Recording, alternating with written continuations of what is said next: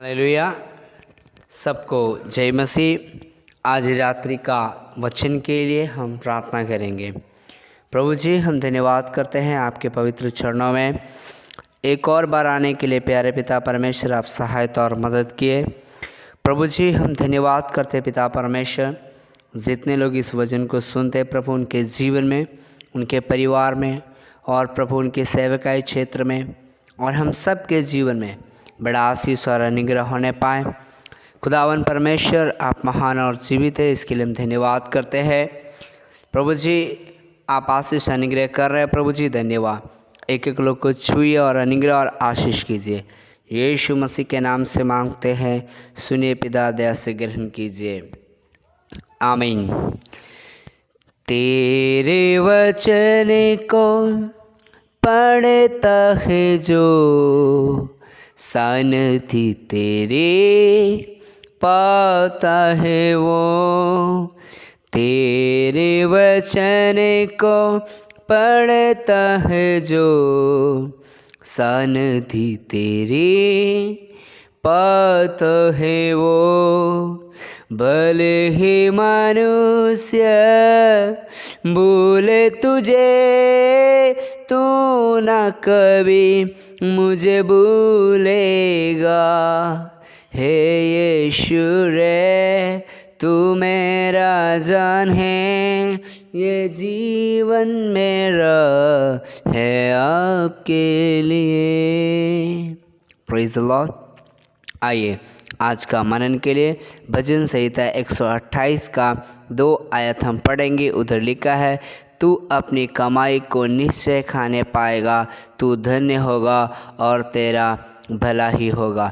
मेरे प्यारों, मेरे अजीज़ों, भाइयों, मेरे बहनों, मेरे सुनने वाले हर एक परमेश्वर का दास और दासी, आज मैं आपसे कहने के लिए चाहता हूँ, हमारा परमेश्वर चाहते हैं कि तू अपनी कमाई को निश्चय खाने पाए। हालेलुया। हम सब जानते हैं, जब हम इस दुनिया में रहते हैं तो हमें इस दुनिया में अच्छा पैसे की ज़रूरत है और हर एक सुविधा की ज़रूरत है। हम सब जानते हैं कि इन दिनों में काफ़ी लोग आर्थिक दिक्कत से, आर्थिक परेशानी से गुजर रहे हैं और सब लोग चाहते हैं कि हमारा जो है तो आर्थिक दिक्कत, फाइनेंशियली प्रॉब्लम सब दूर हो जाए। लेकिन मेरे प्रियो, ये फाइनेंशियली प्रॉब्लम परमेश्वर का कारण से नहीं है, बल्कि हम सब का मन में थोड़ा चिंता है, थोड़ा घबराहट है और हमारे मन में भी कहीं ना कहीं कुछ ऐसा बात है जिसके कारण हम विशेष करके फाइनेंशियली ज़्यादा कमज़ोर होते हैं। तो यहाँ पे हम परमेश्वर का वचन को देखते हैं कि लिखा है कि तू अपनी कमाई को निश्चय खाने पाएगा। हमें एक बात याद रखना है, हमें एक बात ध्यान देना है कि अगर हम वाकई में परमेश्वर की बाट जो होते हैं, अगर वाकई में हम परमेश्वर की आराधना करने वाले हैं, अगर वाकई हम परमेश्वर की स्तुति करने वाले हैं, परमेश्वर का इच्छा अनुसार चलने वाले हैं, तो परमेश्वर का वचन में कहता है कि तू अपनी कमाई को निश्चय खाने पाएगा। मेरे विश्वासियों, अगर हम विश्वासी होंगे, शायद हमारा कारोबार अच्छा नहीं होगा, शायद हमारा खेती अच्छा नहीं हो रहेगा। इसका कारण ये नहीं है कि परमेश्वर भला नहीं है। सबसे बड़ी बात है हमारे जीवन में कि क्या होना चाहिए, परमेश्वर के प्रति प्रेम होना चाहिए, लगाव होना चाहिए, ना कि पैसे के लिए, ना कि आर्थिक दिक्कत दूर होने के लिए हमें प्रार्थना होना चाहिए। क्योंकि यूहन्ना का किताब उसका 15:7 में लिखा है इस प्रकार, यदि तुम मुझ में बने रहो तो मेरा वचन तुम में बना रहेगा। हालेलुया। तो जब हम परमेश्वर का वचन में बने रहेंगे, परमेश्वर का वचन है परमेश्वर जो हमें क्या करते हैं, विश्वास में बढ़ाते हैं, प्रार्थना में बढ़ाते हैं, आराधना में बढ़ाते हैं। हम सब कई बार चर्च जाना छोड़ देते हैं, प्रचार करना बंद करते हैं और प्रार्थना में कमी हो जाता है और ख़ास करके हमारे अंदर क्या है जो तो बहुत सारी कमियां पाया जाता है जो कि हमें परमेश्वर के लिए करना चाहिए। मेरे प्रियो, परमेश्वर हमें पैसा हमसे नहीं मांगते, परमेश्वर हमसे कुछ वस्तु नहीं मांगे। परमेश्वर मांगे तो वो हमारा दिल, हमारा शरीर, हमारा प्राण, हमारा आत्मा, क्योंकि ये सब हमारा नहीं है।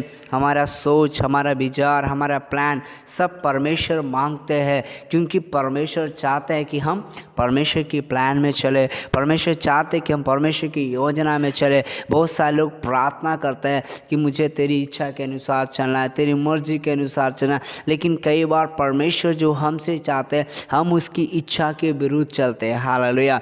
इसीलिए हमारे जीवन में आशीष नहीं है, अनुग्रह नहीं है, और कई प्रकार का हमारे जीवन में समस्याओं को सामना करना पड़ता है। शायद वो सेवकाई का एरिया हो, शायद मिनिस्ट्री का एरिया। कई लोग सेवकाई में भी आने के बाद फाइनेंशियली प्रॉब्लम देख करके सेवकाई छोड़ कर जाते हैं। मेरे प्रियो, हम विश्वास में, मसीह जीवन में पैसे से और इसके बदौलत हम आगे नहीं बढ़ सकते हैं। इसके लिए हमें पूरा पवित्र आत्मा का भरपूरी और पवित्र आत्मा का अगुवाई चाहिए। इसलिए भजन संहिता 128 का 1 में लिखा है, क्या ही धन्य है हर एक जो यहोवा को भाई मानता है। आप जब मलाकी का किताब पढ़ेंगे उधर लिखा है, परंतु तुम्हारे नाम के निमित्त जो मेरा भाई मानते उनके जीवन में सूर्य, धर्म का सूर्य क्या हो जाएगा, उदय हो जाएगा।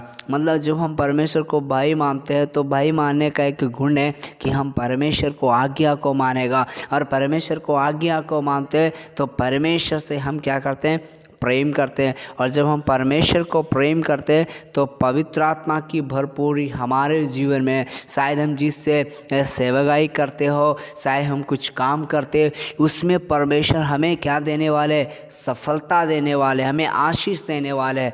तो परमेश्वर की आशीष कैसे हम प्राप्त कर सकते हैं, जब हम परमेश्वर की आत्मा की अगुवाई के अनुसार चलेंगे। क्योंकि 2 में लिखा है कि तू धन्य होगा। एक व्यक्ति को धन होना मसीह रीति से, तो उसको सबसे पहले परमेश्वर का इच्छा के अनुसार चलना है, परमेश्वर का मर्जी के अनुसार चलना है, परमेश्वर को पूरे रीति से समर्पण करके जीवन बिताने वाला एक व्यक्ति होना चाहिए। और लिखा है तेरा भला ही होगा। भला कैसे होगा हमारे जीवन में, हालेलुया। कई प्रकार का बुराई स्वभाव, गलत स्वभाव, झगड़ा करने का स्वभाव, मारपीट करने का स्वभाव, लालच का स्वभाव, ये सब हमारा जीवन से क्या हो जाएगा, दूर हो जाएगा। क्यों दूर हो जाएगा?